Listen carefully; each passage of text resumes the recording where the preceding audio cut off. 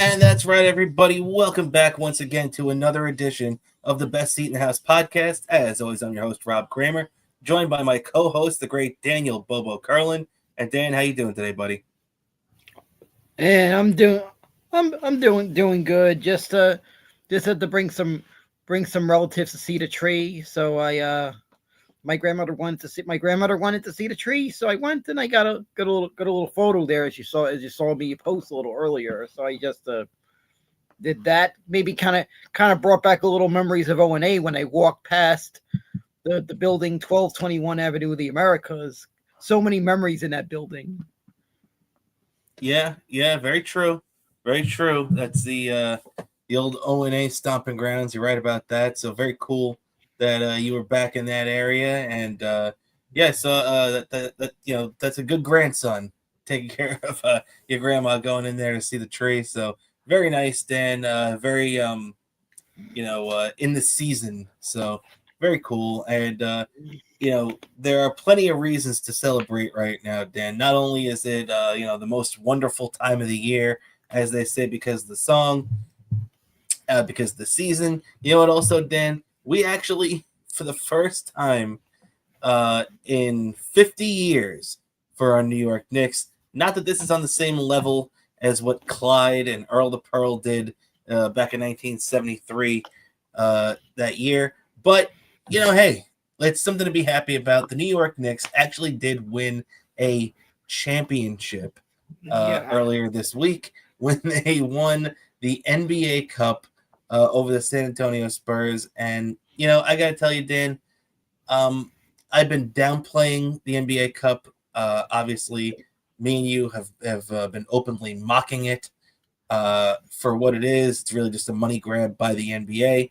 But the fact of the matter is, the competitor in you, whether you're one of the guys performing on the court or whether you're a fan that appreciates the competition, you have to be happy that you were in a tournament with some of the NBA's best teams, and the team that came out on top was the New York Knicks. Now, it would be a different story to me if the Knicks had beat a crappy team in the final. But the fact that they were either going to face the Thunder, who are the defending NBA champions, or the San Antonio Spurs, who have a very good young team, including that kid Wembanyama, that was just making things happen last night, especially in the second half. Then you have to appreciate that, and you can sit here and mock the NBA Cup itself, but I don't want to sit here and diminish the victory that the Knicks got in getting this NBA Cup. yeah, it was nice. A nice little revenge on 1999. Nice, nice little revenge. I still remember that. And one of many Knicks disappointments I've had to go through over the years, and they really capped it off with a letdown in the 1990s, a decade that the Knicks almost dominated, that you wish they did where they did everything you could possibly accomplish in the NBA but win a championship. But it it was a nice little thing, but I don't think I was ever I don't think it's weird seeing me not so loud as you would expect for me a Knicks game in December. Like weird Knicks game. Though I think maybe the other thing that may have amped it up for the players, maybe the fact that they put this in a thing to showcase the NBA and they got to see people got to see the big stars play, the main guys play in an area that doesn't have an NBA team. Yeah, But I kind of like, though I kind of like the thing that I heard, the rumor that they're going to be doing this in iconic college venues. Kind of like that concept a little bit. Kind of get some people in certain areas, like maybe some areas that are mostly small towns or something, that don't have any, especially some areas that don't really have any professional sports at all in the Big Four, and they get to see NBA guys in their town. yeah, yeah, no doubt about it. That definitely makes sense. So it's going to be interesting. Obviously, these first couple of years they've been doing it in Vegas, so it was nice to see, um, the Knicks go out there to Vegas and win the semifinal. Which was a big game. against a very good Magic team. Let's not forget, for much of this early part of the season so far, the Orlando Magic have been a thorn in the New York Knicks side. So that's another reason too why I don't want to completely diminish this win, even though, I think the best thing that came out of this was that everybody is healthy. The only injury the Knicks are currently dealing with right now is Miles McBride, and he was shooting the hell out of the ball, so it does hurt not having him, on the bench right now. But the Knicks were still able to win this tournament, and they had a couple of guys um, get recognized too for what they did in this tournament. I want to give a shout out to Jalen Brunson and Karl Anthony Towns. Who else? The two guys who were also All NBA players last year on the All NBA team, but they also made the All Tournament team in the NBA Cup. So Jalen Brunson goes on there, Luka Doncic from the Lakers, De'Aaron Fox. We saw how good he was yesterday with the San Antonio Spurs. Obviously, SGA from the defending, champion Oklahoma City Thunder, and then Karl Anthony Towns rounding out the five on there as the top center in the bunch too. So that's pretty high praise when you're in a deep tournament with all these guys. And if you notice a trend here, Dan, too, the Knicks are the only two guys on East Coast teams. All three of the other guys in this tournament are from West Coast teams. So the Knicks are really holding up the East over here right now. Yeah, exactly. And I feel like another year that they could be a legitimate threat to win the whole thing. And that's when I'll be really celebrating. Hopefully, and I hope that we can experience that. Me, you, probably our good friend Stevie Lou lives not far from me. Also, and probably Eastside Dave. And man, I hope Donovan's Pub will be ready for that one. Yeah, yeah, it's true. Especially if you got Eastside Dave in our group. Oh boy, I hope they're ready for that. No doubt about it, man. And real quick on here, I want to get to the chat. Let's go next, Bobo and Cramer. Oh yeah, thank you for the shout out, PhD. Also, we got right here. Thank you very much for hanging out with us. A couple of fans hanging out here. So, all right. And also too, Dan. I also want to give a. We were just talking about how the Knicks were the only team recognized there from the East. My question to you right now, Dan, is: are the Knicks the best team in the East? I mean, the only team statistically better right now. Right now, the Knicks are the number one team in our division. The Toronto Raptors started out really hot. They came back to earth so far, especially a couple of losses against the Knicks. So the Raptors aren't really up there anymore. Obviously, the Celtics are still dealing with some injuries over there, so they're not as good as they were last year. Knicks, the top team in our division, second in the East statistically right now, only to the Detroit Pistons. Detroit is starting off 21-5 this year, so they are off to an unreal start. One of those 5 losses, though, came against the New York Knicks. So I think a lot of people, despite the fact that Detroit is off to this crazy start, I think a lot of people still look at the Knicks right now as the best team in the East. Dan, what do you think about that? Yes, I think so. I really believe it. The Knicks, I feel this year there's just this edge that they came up short and there is just unfinished business here. They just want to come in, they want to overcome that and and and dare I say it, win it, which I will be that will be shocking. I mean, there are people that will literally be in shocked. There's people that I feel will need medics on standby for this, without a doubt. I know plenty of people who are gonna need medics on my. You might need medics on standby. I can tell you that. No doubt about it, Dan. And the funny thing is too is that it's a distinct possibility right now. I think as we both just came to this consensus that the Knicks are the best team in the East. Doesn't mean they're going to get to the NBA final, but it means they got a damn good shot at it. And it also means too that it's not guaranteed that the team the Knicks are going to face in the final right now is the Thunder. Sure, if it ends up being Knicks Thunder in the final and the Thunder are going for their second straight NBA championship, that's going to be a tough hill to climb. Doesn't mean the Knicks can't do it either. But the other big thing people have to remember is because I heard people bring this up on different sports talk, whether it be on Twitter or whether it be on WFAN, ESPN radio. And the first response when people say is, well, the Knicks the best team in the East, the first response to that is, yeah, well, they're not going to beat the Thunder. Well, they don't have to beat the Thunder until they get to the NBA final. That's the thing. The Knicks are the best team in the East, we all agree at this point. But, so we figured that they're going to get to the NBA final. My point being that the Thunder can be picked off before the NBA final. They could lose to the Spurs like they just did in the semifinal to the to the Spurs. It's a possibility. So we have to remember, there are some years things just break your way, and as great as the Thunder is, you see how what an amazing start they're off to over there.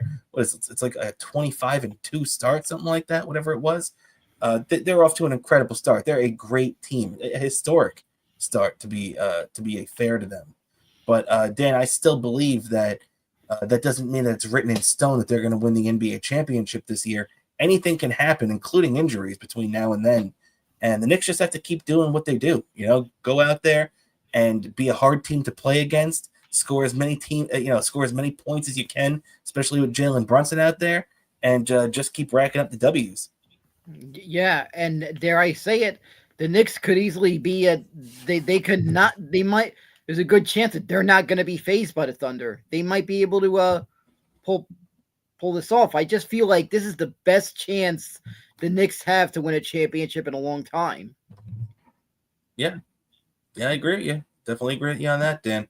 And one last thing too on the NBA Cup is that the Knicks decided not to raise a banner for the Cup. This is something me and you were talking about last week. I personally feel like it would have been a joke if the Knicks raised the banner, which the Knicks are now the first team to decline to raise a banner. The first two winners were the 2023 LA Lakers put it up, and the 2024 Milwaukee Bucks raised a banner for it. I'm kind of relieved that they didn't, but they are going to recognize that they're going to have a celebration at the Garden on Friday night in front of the home fans. So that's going to be pretty cool to see. But it's just, I feel like for a team with such history like the Knicks, and for a team not only with that history, but for a team that hasn't raised a real banner in 50 years, it would have been a bad look for that first banner to be an NBA Cup. So what I'd rather do is wait until June and then be the first team to ever win the NBA Cup and the NBA championship in the same year. Yeah, that would be something. I could tell you that you're on the right page with me on that one. That's exactly how I felt about it too. They do not need to raise a banner for the NBA Cup. I agree. Save that for the real one. Yeah. And even if you want to put up like a little thing next to the championship banner recognizing the NBA Cup, okay. I don't necessarily, but let's wait until we win the real trophy first. Yeah, exactly. Let's wait till we get the real trophy. We had that parade down the Canyon of Heroes, and we had a couple of drinks at Donovan's after. No doubt about it. No doubt about it. And maybe PhD will be there with us. And he's saying, great point, Cramer. The Knicks are going to lose to the OKC Thunder in the finals, according to a lot of the experts. And yeah, that's, you get these people that, it's the same people that want to tell you every single year that, the Kansas City Chiefs are going to win the Super Bowl. Well, what happened last year? They ended up losing to the Eagles, and now look at them this year. So, Yep, and by the way, I gotta celebrate that the Chiefs not making the playoffs, because you know what that guarantees? A Swifty free Super Bowl. That's true. Not only a Swifty free Super Bowl, a Swifty free entire playoff run. Yeah, exactly. That's what I'm excited. I'm happy about that. Even though my Giants aren't making the playoffs, I'm at least happy about that. Only thing Yeah, is, that's the maybe only. I just wish they didn't have to deal with the shitty halftime show. But I'm just gonna go take a shit during the halftime show. All right, well, fair enough. That's probably better than what would be going on during there anyway. So I don't blame you for that. And all right, yeah. So Knicks not raising the banner over there. Knicks back in action tonight for a regular season game again against the Indiana Pacers. You could tell not off to a fantastic start the season is for the Indiana Pacers, as they're still trying to figure things out without Halliburton, who's going to miss for the most part. Looks like most or a good portion of this season. But to be honest, things are not going too well for the Knicks right off the bat. Tip-off was just after 7:00, and right now, as Indiana drains another three, Indiana currently leads the Knicks 24-9, and they're on a 17-3 run. So the Knicks maybe having a little bit of hangover from the NBA Cup tournament out there in Las Vegas. They might want to drink a couple of cups of coffee right now and wake their asses up. Yeah, yeah, exactly. They need to drink. They need to drink a cup. They need to drink some coffee. I mean, am I gonna have to put the? Am I gonna have to put like I guess I guess I'm gonna put Hudson River whiskey in the shot glass. I'm just using that because it's made in the state of New York. So I figured that's what it's got to be before the game. And real quick, wait, gross Bobo, what? So PhD, Bobo taking a shit during the halftime isn't something you want to hear about? Hey, we're all doing that. After that, we all wanted Metallica, and the NFL took a shit on what we were wishing for. what we all wanted. They took a shit on that suggestion. Literally, either way, they took a shit on that suggestion. Either it's Roger Goodell taking a shit on the fans or Bobo taking a shit in his toilet.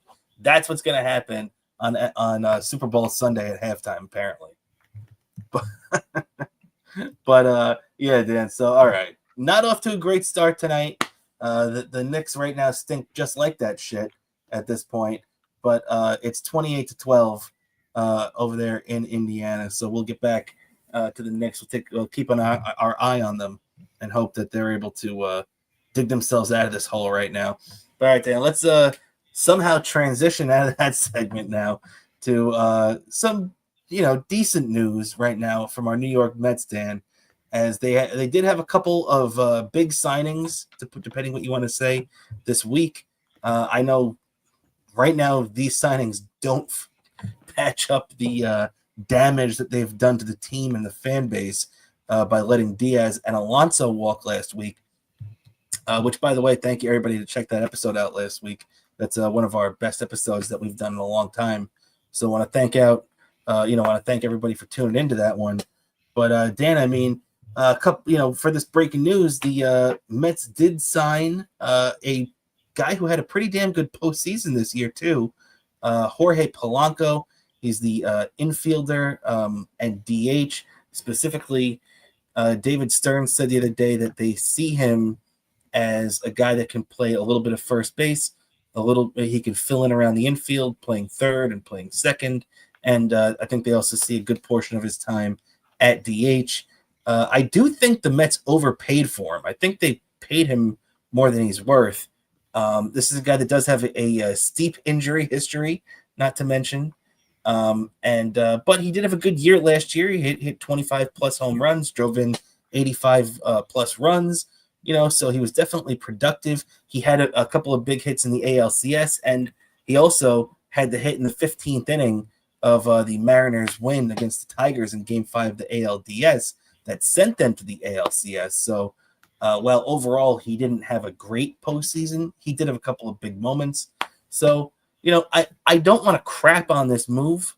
I don't want to say that it's a terrible move, but this also, for me, as much as I might like it, let's be honest, I'd like it a lot more if Pete Alonso was still in the lineup. How great would that 3, 4, 5B right now if it was Soto at 3, Alonso 4, and Polanco 5. I'd be thrilled about that. But that's Yeah, not the case. But I do like Polanco, to be fair. yeah, exactly. I do like that. To be fair, I would have been so enthusiastic about that. So you have no idea how enthusiastic I would have been about that. But we're in this, and I'm not really have any expectations into this. I'm guessing this might be DH because I'm still not sure what this guy's going to do with the high expectations in New York. I mean, it's freaking Seattle, a lot different than in New York. I feel like there are certain cities that maybe I could see maybe they could kind of that could kind of give me a gauge if they can handle New York. Maybe if they played in Los Angeles, which I feel is mostly a bandwagon fan base. Maybe I could see if they someone like Soto, he played for the Yankees, so I felt like he was able to adjust to being with the Mets a little easier, and and or maybe someone who like played in Boston or Chicago, but Seattle, I kind of question the expectate if what he's gonna do. But Mm-hmm. I'm just going to see him low expectations and see where that goes from there. Maybe he turns out better than I thought. I don't know, but it's all one of those things are gonna play out. But right now, I'm still kind of scarred at this because I tell people how many times you're gonna tweet me photos of this press conference, this news, that. I'm finally getting relieved from that pain that I had to suffer from a week ago, and I said, please don't send me anything about that because it's already going to be painful enough the first time we see Pete sitting in a visiting dugout at Citi Field in September. But Yeah. it's already hope. Yeah, it's true. It's true. So, yeah, now with Polanco signed up too, that does help improve this badly damaged offense, which, you know, you traded Brandon Nimmo, you traded Pete. I'm sorry, you let Pete Alonso walk, so you just lost two guys that drove in over 220 runs combined between them last year. So that's a lot of production to fill. And Marcus Simeon didn't have a great year last year, and Polanco did have a decent year. So we got to see how everything breaks out with them now. But I do as much as I'm not blown away by it, and like I said, I do believe the Mets overpaid, which is I think is part of the reason why he came here in the first place. I don't think anybody else was going to give this guy $20 million a year. I mean, if you think about it, obviously I know that Alonso got 5 years, not two. That's the big difference. But let me ask you, I mean, you were willing to pay Jorge Polanco $20 million a year, but you weren't willing to pay Pete Alonso 30. I mean, come on. Yeah, what the fuck? I mean, I triple dog dare David Stearns to take a big risk for once. You Yeah. don't win taking it lightly. You win taking a big risk. You got to take a Well, big risk to win. well, in a way, this is a risk. I don't think it's the type of risk that you're talking about. I know what you mean. Like you're talking about make a big move, like a big risk for me and you would be going out and making a trade for Tariq Skubal, going out and signing one of these big guys. I don't think either one of those moves are happening, unfortunately. But the risk in this move is that the Mets are going to be asking him to play first base. And Jorge Polanco, A, is not a great defensive player. And B, is not a first baseman. He's played one game of first base in his career. That was it. And it was in 2021, 4 years ago.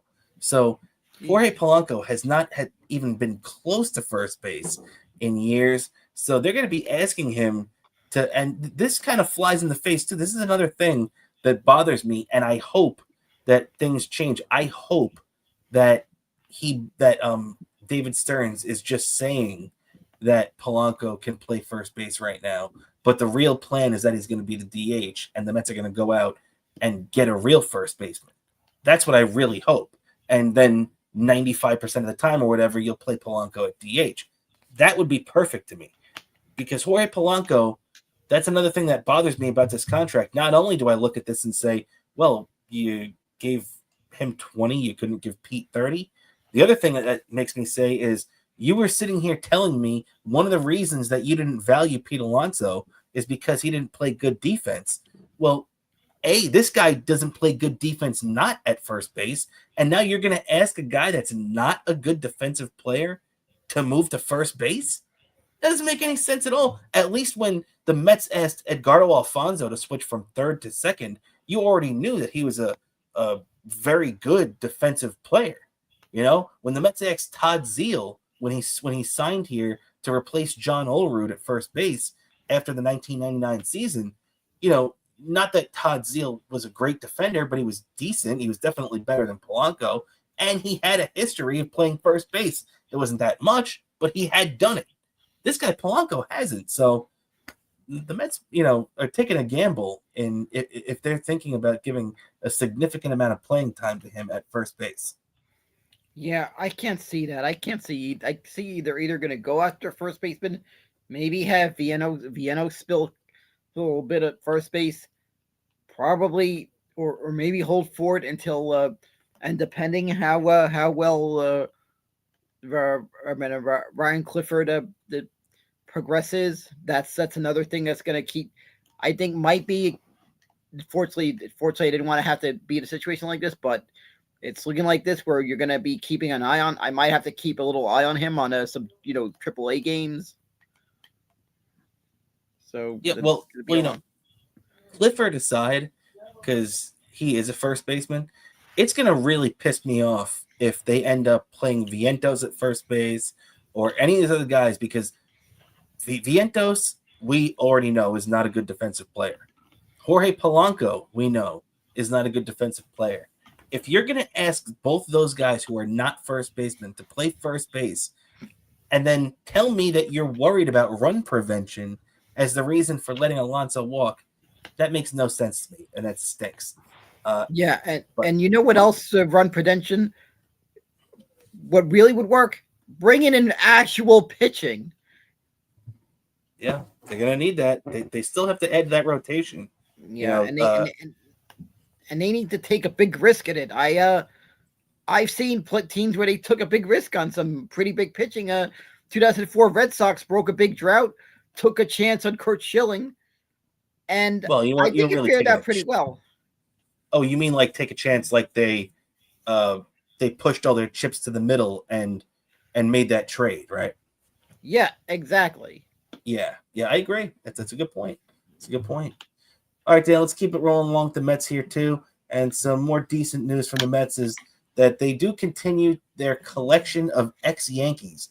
I don't know what David Stern's obsession with ex-Yankees seems to be, but he went out there and signed Luke Weaver now to a 2-year contract, $22 million. That's $11 million a year for a guy that's not going to be closing. So the Mets, certainly gave him a decent amount of money. Coming off of 2024, you could argue that Luke Weaver, with the year he had with the Yankees, he ended up taking over the closer's role at the end of the year there after Clay Holmes, another now Met, lost that job as a Yankee. Luke Weaver was, a top 10 reliever in baseball in 2024. No doubt about it. He had an incredible year that season. Last year, not so much. But there is a line of demarcation for this guy, Dan.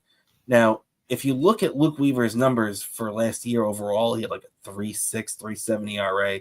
Not good, especially after the season he had prior to that. But the first 2 months of the year, Luke Weaver's ERA was 1.05. Then in a game at the end of May, he got hurt, and he hurt his hamstring, and he was never the same again for the rest of the year. The rest of the year, he rushed his way back. He hurt his hamstring, and look, we all know how hamstrings can be, and how long it takes some guys to come back. He only missed like a week and a half, and then immediately came back, which is a very short time to deal with your hamstring. So a lot of people are pointing to the fact that maybe he came back too early and just was never right. He screwed up his mechanics and just was never the same pitcher for the rest of the year. So the Mets are taking the gamble right now that he's going to be the 2024 version of Luke Weaver, and not the 2025. Yeah, I feel like maybe this one might work in our favor. Or I mean, we'll see. This is another one that we'll have to see how this one pans out.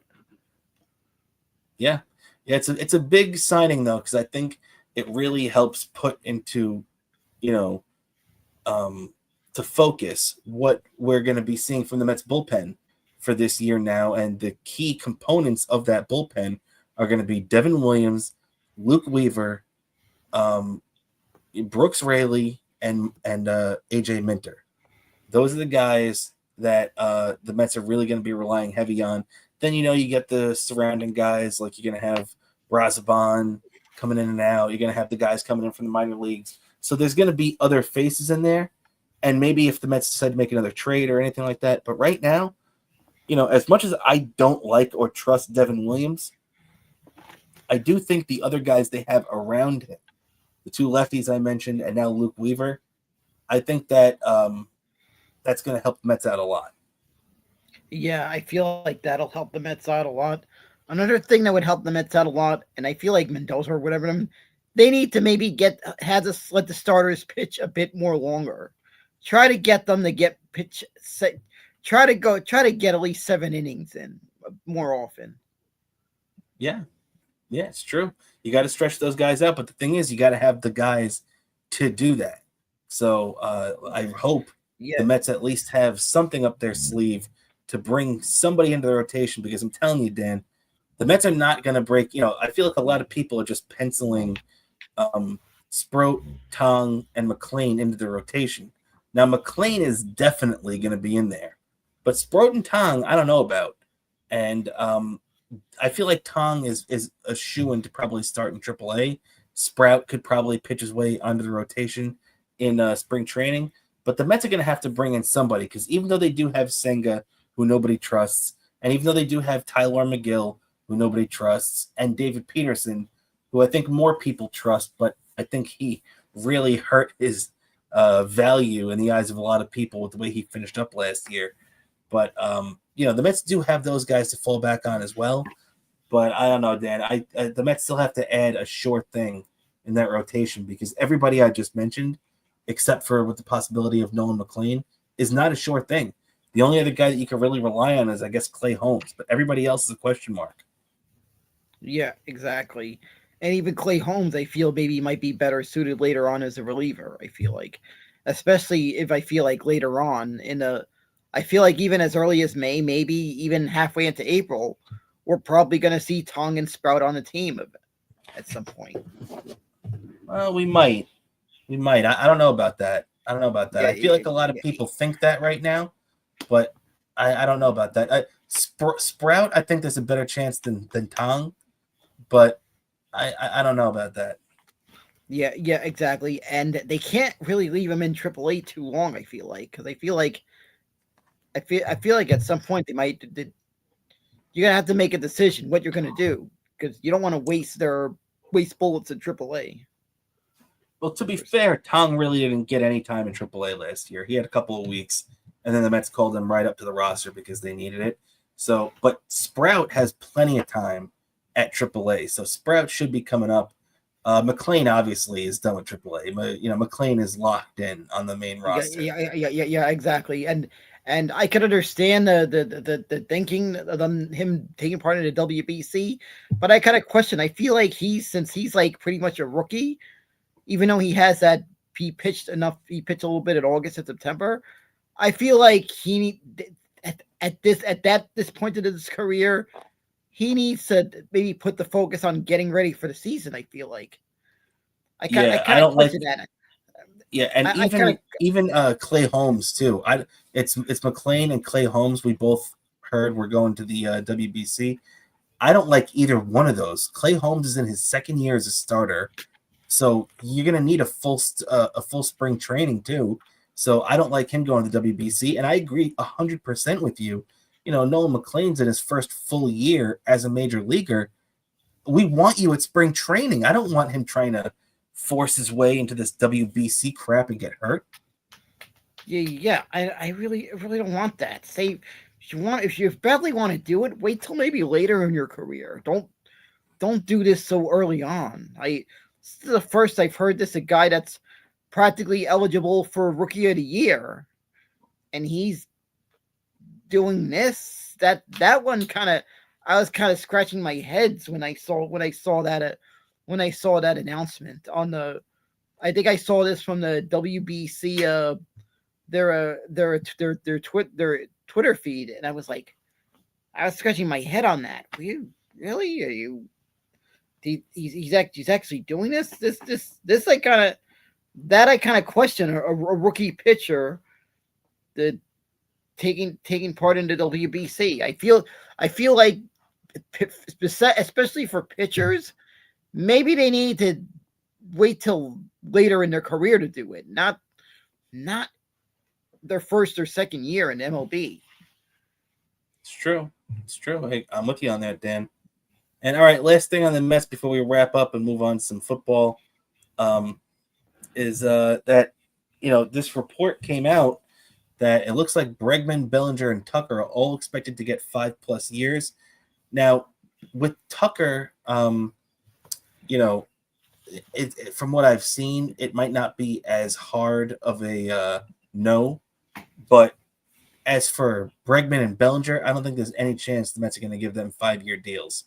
So if that's the case, I don't know. And by the way, too, if the Mets did give Bellinger a 5-year deal, it would really annoy me because Bellinger is basically probably asking or right around for the same kind of contract as Pete Alonso got. So if you're telling me that you'd rather give Bellinger that contract and not Pete Alonso, that's just ridiculous to me.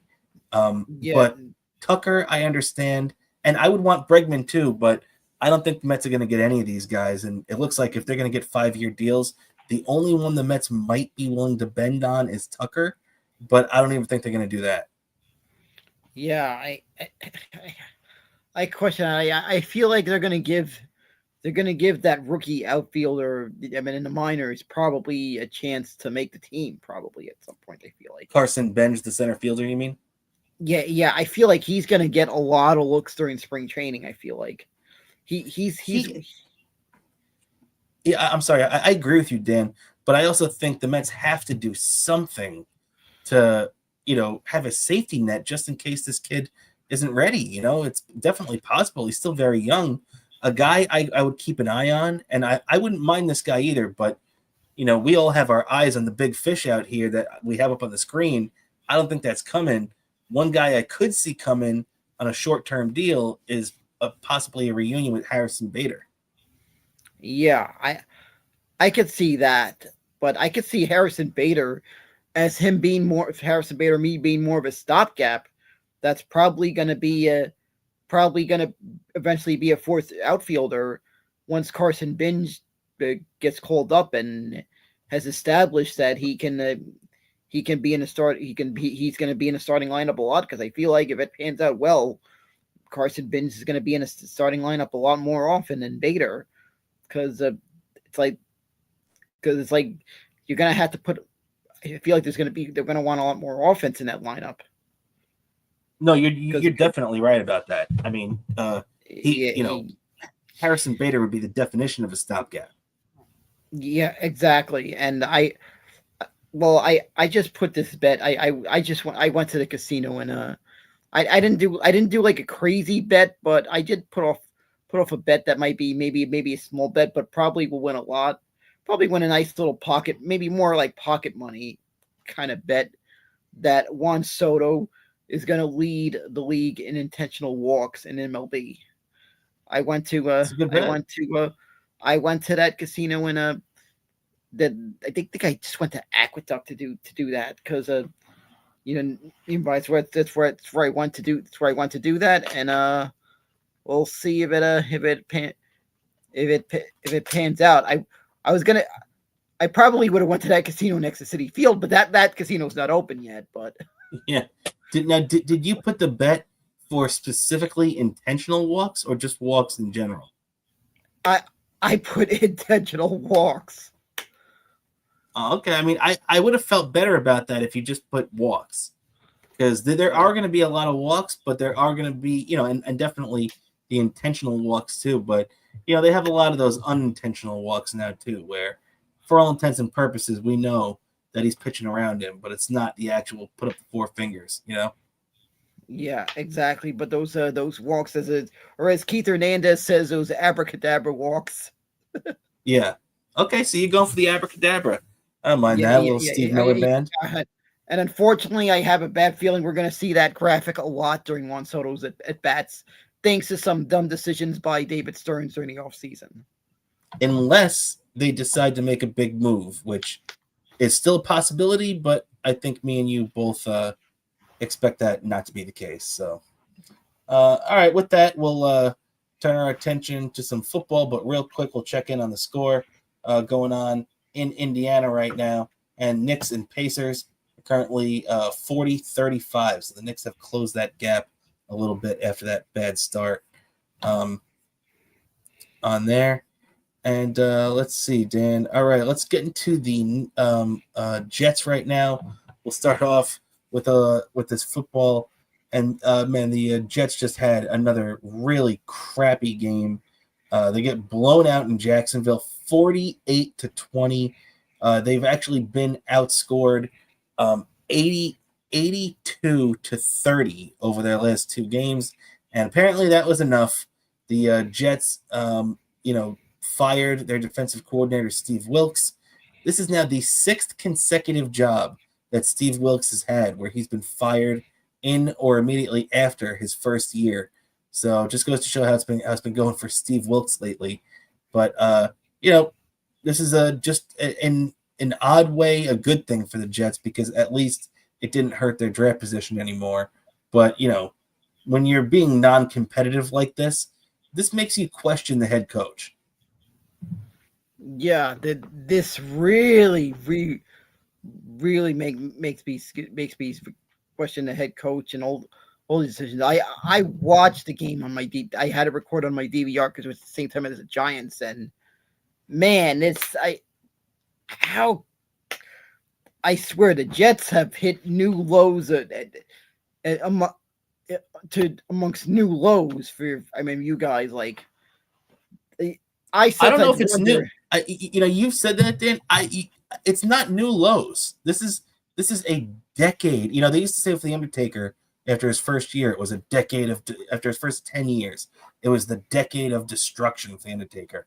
Well, this has been a decade of destruction from the New York Jets because they have not even finished 500 since 2015. So while I understand what you're saying that they still find new lows and this and that, what could be a new low? There's nothing new about it. I'll tell you that much. Yeah, yeah, that is. But one thing, and the one thing is not even new is just trying to have to do wellness checks with you. I meant to get. I've had to put on I've had to put on the guy who does the wellness checks hat for you a Yeah, lot this exactly. year. The social worker hat. So I appreciate that because as a Jet fan, obviously, I'm unstable in the first place. But that's the case when you root for the New York Jets, Dan, and especially right now when they've been running out a rookie undrafted free agent as their starting quarterback for the last couple of weeks after suffering a couple of injuries to Tyrod Taylor and Justin Fields. But Brady Cook, look, those numbers aren't going to knock you over at all. They're not going to, those numbers aren't going to really impress you that much. But from watching Brady Cook and seeing especially a lot of the drop passes he's had to deal with these first couple of weeks, I think the kid has done okay. He's made a couple of obvious mistakes, but for the most part, the thing about this right now is let's see if the Jets have anything in this kid. Obviously, he's not going to be the next Joe Namath. He's not even going to be the next Vinny Testaverde or Chad Pennington. But maybe he could be a decent backup. Maybe the Jets got their next Kellen Clemens in this guy. Yeah, exactly. I see this guy he's gonna be a decent backup, and he could be a backup to a pretty big deal quarterback prospect, depending where you guys pan out in the draft. I feel like you guys got to get top 5 and you got to hope that a couple of people that are likely not to draft a quarterback are are in front of you guys. That's going to be a big thing. I mean, there's going to be a lot to talk about going into this draft, depending how where our teams land in the draft. Like, I feel like I'm in my Giants again. I'm hoping we. I mean, at this point, we gotta maybe we land top five. We'll be in good shape. The other thing is what teams will be in front of you guys at And the that's end of it. the season, because some of those teams that could be in front of us look like they could be drafting a quarterback. There's some that look like they kind of feel like they're already satisfied with what they got at quarterback position. So it's going to be a lot to look forward to look at. And what teams are going to try to trade up? That's going to be another big one. That's true. And as we look at that, as you bring up the draft order, we take a look at our friends at Tankathon. And, we start off with the Giants, obviously, who are currently holding on to the number one pick. Them and the Raiders are right there at the top. Now, to me, obviously, the Browns are in that mix too. But the Jets did beat the Browns earlier this year, so the Jets have that going against them too. But the only team in there that really is the biggest threat to the Jets, in my opinion, is the Vegas Raiders, because the apple of everybody's eye right now, is Fernando Mendoza, the Heisman winner. And I definitely want Fernando Mendoza on my team. I think, watching him in his conference championship game, the kid made every throw. He was really phenomenal. He looked like a pro. He looked like he was ready for the league. And he's a big kid, too. Looks like he would handle New York pretty well, in my opinion. So it's gonna be a big thing for the Jets to make sure they at least try to get in that top three. But I think, though, the Jets have enough ammunition right now that unless Vegas ends up with the number one pick, like let's say the Giants win a game and end up getting knocked back a couple of picks, and Vegas doesn't win, they finish 2-15 and get the number one overall pick. In that case, Dan, then the Jets might be screwed, because I don't think there's anything the Jets could give Vegas to pry that number one pick and Fernando Mendoza away from them. But outside of that, if it ends up being the Giants or Tennessee, I feel like the Jets have a good chance of being able to trade up to that number one spot, to get the quarterback that they want. Yeah, exactly. I could see that. And it also going to be depends on where the Giants feel like what will be available on the spot they will fall to if they trade down, because you got to remember there's going to be that where I forgot the name of the guy that there's this talk that they probably likely to want to draft, but they're gonna want to see that's also gonna play a factor, because they don't want it to backfire and then someone ahead of them drafts who they hope they were gonna get. Yeah. Yeah. Well, for the Giants, as me and you said, as long as the Giants can stay in the top five, the Giants should be able to get the linebacker or whoever they want from that top spot. And it would really help the Giants out too, especially from a talent standpoint, to get, because let's just say that it ends up as it is right now: Giants number one, Jets number five. So I think the New York Giants would love the opportunity to get the Jets number five pick this year.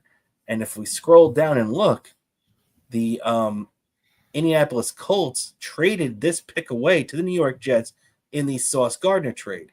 So that 18th overall pick is also property of the New York Jets. So I think a very fair trade, and this might even be too much right now, but to get that quarterback, I'd be willing to do it right now. I'd give the 5, I'd give the 18, and I'd give one of the 3 number 1 picks the Jets have in 2027 to the Giants for that number 1 pick to jump up there. Dan, if you're the Giants, are you making that deal? Yeah, I'm making that deal. I'm definitely making that deal if I'm the Giants. Yeah. So hey, that's definitely something that can happen. Wouldn't it be a crazy situation there with the Jets and the Giants there? in the NFL draft, pulling off one of those big trades. But all right, just to wrap up with the Jets here, a couple of last things before we move on to the Giants, and then touch on the Rangers real quick before we get out of here, because the Rangers really haven't given us anything to be happy about. But let's see. Brady Cook is named the starting quarterback this weekend against the Saints. Saints have been playing better lately, so that's going to be a big thing for the Jets there. And a couple of real quick, the Jets did cut Alan Lazard, so that's the last Aaron Rodgers friend. The Jets finally ran out of town. Alan Lazard takes $23 million from the Jets over these 3 years, but I know a lot of Jet fans are going to hate on him. Look, the guy, Rodgers got hurt in 23, and the Jets cut Rodgers before 25. So he only had one year with Rodgers in 24 last year, and it was pretty good. He had 6 touchdowns, 500 plus yards. So say what you want about Alan Lazard. When his quarterback was there, Lazard was actually a productive player.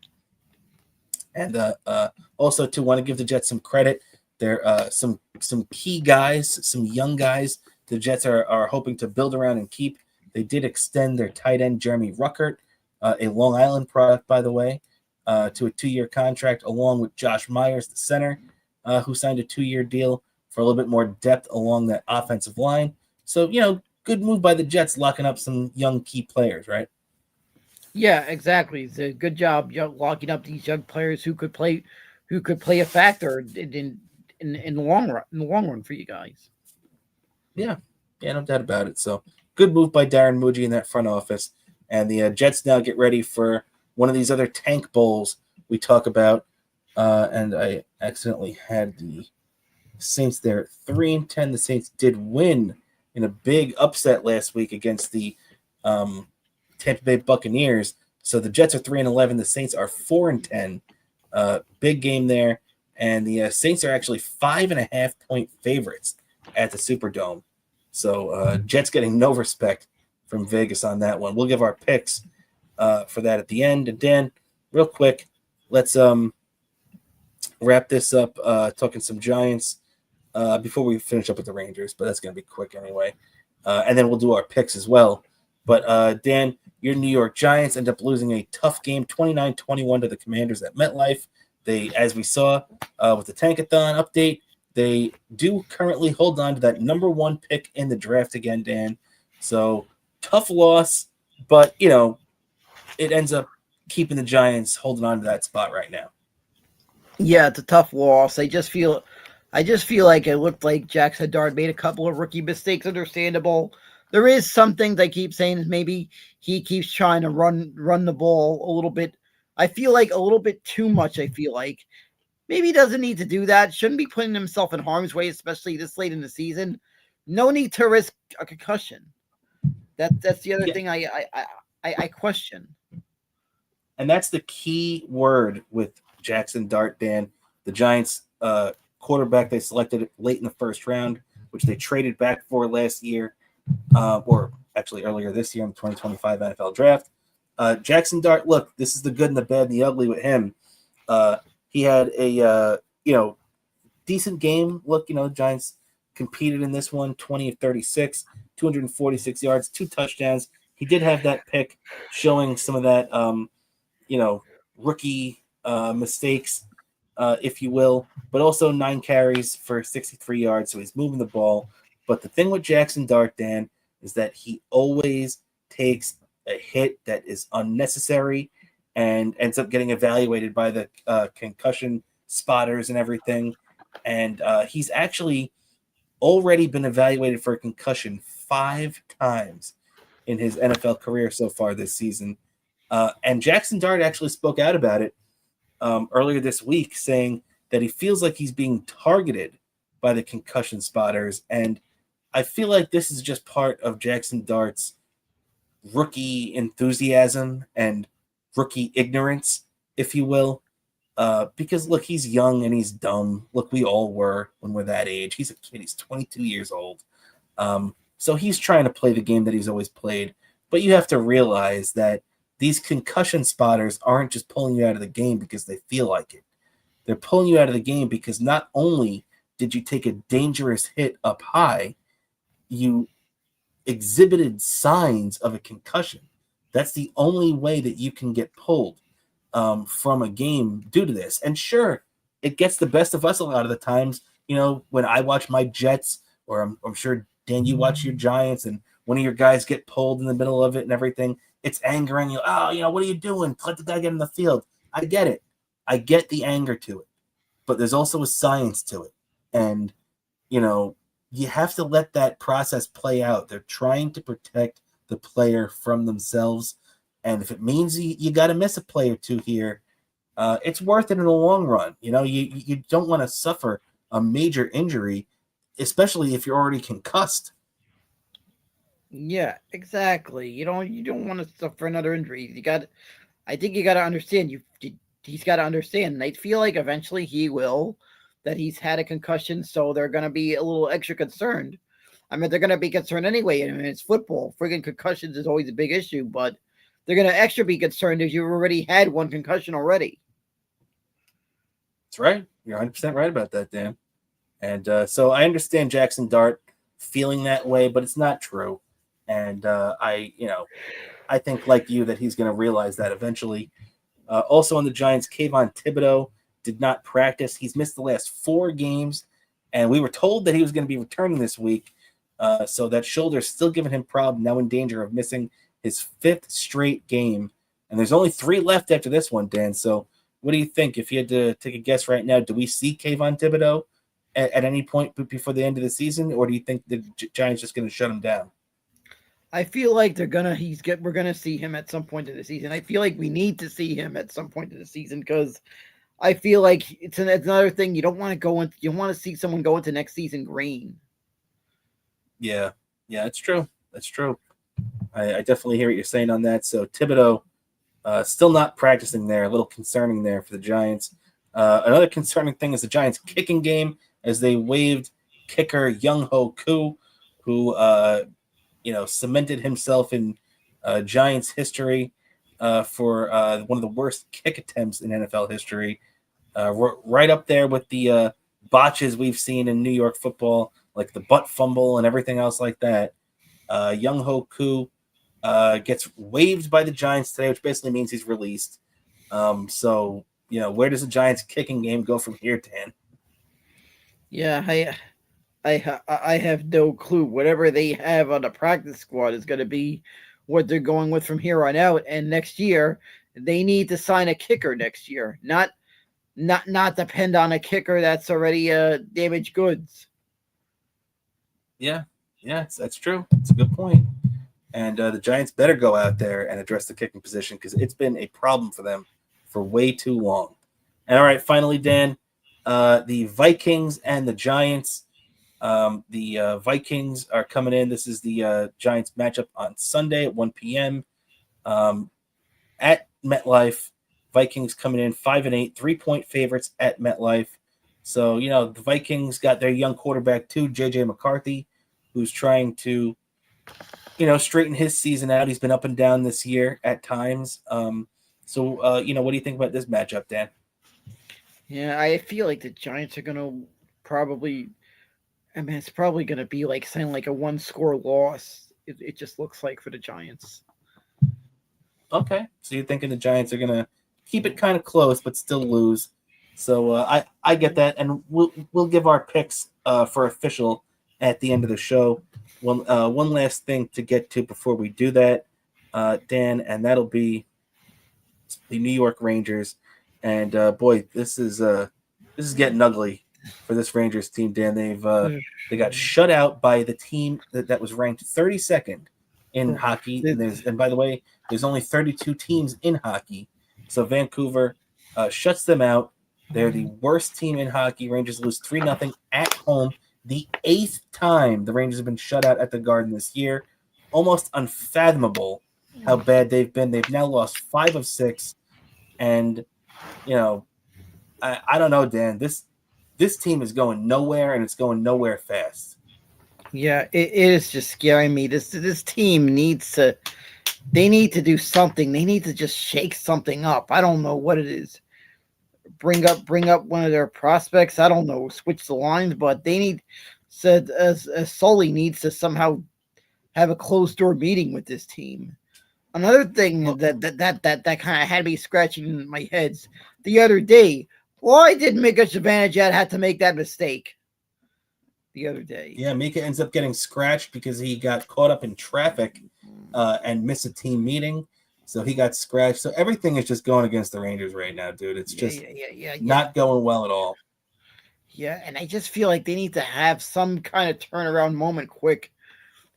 At some point Well, this month in December, they need to have a really good stretch to just get this momentum. It's within reach. If they can get a good stretch, they need to do it. They need to do it now.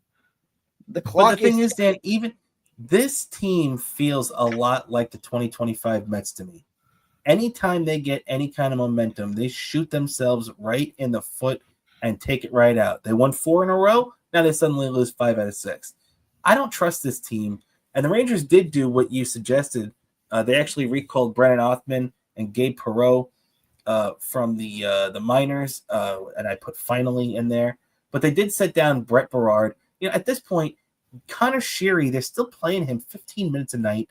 Get him off the team, play the kids. And to be honest, at this point, I'm getting to the point now where I don't have any faith in this team at all. They're totally wasting Igor at this point. So as much as I love Artemi Panarin, he's one of my favorite Rangers from the last 10, 15 years. Um, I if this keeps up and the Rangers don't start turning things around, I would trade Panarin. I don't want to be like the Islanders and lose, when they lost John Tavares and got nothing for him. If the Rangers aren't going to be in the playoffs again this year, the Rangers should move Artemi Panarin at the deadline and get as much as they can for him. And as much as I don't want to think about that, and I don't want to talk about that, that's becoming reality right now. If the Rangers keep this trajectory up right now, they'll be trading Panarin, and they should. Yeah, if they keep this up, they might as well do that. And if they do trade Panarin, don't they better get in return something that's going to lay the foundation toward next year. Yeah, it would have to be like, it has to be, if you're going to trade Panarin, it has to be like what the Jets just did with Quinnen Williams and Sauce Gardner. You better be getting a lot back. Yeah, you got to get a lot back, something, because I can't see him Sullivan sticking around for a long rebuild. Yeah. Yeah. If you want to have a coach like Sullivan, you got to put in a winner on the field. Well, the thing is, Sullivan's locked in. He's not going anywhere, but you don't want him to be pissed off at management. You don't want him to become unhappy. So I see what you're saying. There's definitely a lot of truth to that. He's Sullivan's not going to want to coach a dog shit team, even if they are paying him $5 million a year, whatever it is. So yeah, I'm with you on that, Dan. And so it's going to be real interesting to see what Chris Drury does on that. But the Rangers did end up making those moves, bringing up the 2 minor leaguers, and they're ready tonight. They're going to be in the lineup tonight against the St. Louis Blues at 8 p.m. So, all right, that's going to do it for us with the Rangers. Dan, before we get out of here real quick, it is time for our weekly picks, and you know what that means, Dan. Let's get into it with the equalizer.